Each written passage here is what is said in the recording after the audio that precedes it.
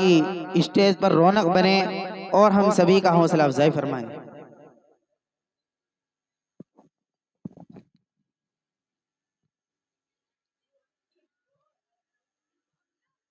अस्सलामु अलैकुम। बड़ी खुशी हो रही है कि आप सब लोगों ने अपना बहुत कीमती वक्त इस मदरसे को दिया और सबसे बड़ी मेहनत उस्ताद इकराम की, साथी इकराम की है, जो सुबह से और कल से तैयारी कर रहे हैं और बहुत अच्छी तैयारी करी है, बच्चों के साथ भी मेहनत की है। इसका मैं बहुत शुक्रगुजार हूँ और तमाम गांव वाले जो आए हैं, जो नहीं भी आए हैं, उनका भी शुक्रगुजार हूँ।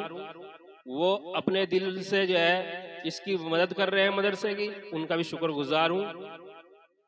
अल्लाह तबारक व तआला इस मदरसे को फैज़ आम और यहाँ के पढ़ने पढ़ाने वालों को सलामत रखे, उनकी तंदुरुस्ती रखे, उनको सेहत याब अता फरमाए। बस इसी के बात पर मैं अपनी बात खत्म करता हूँ।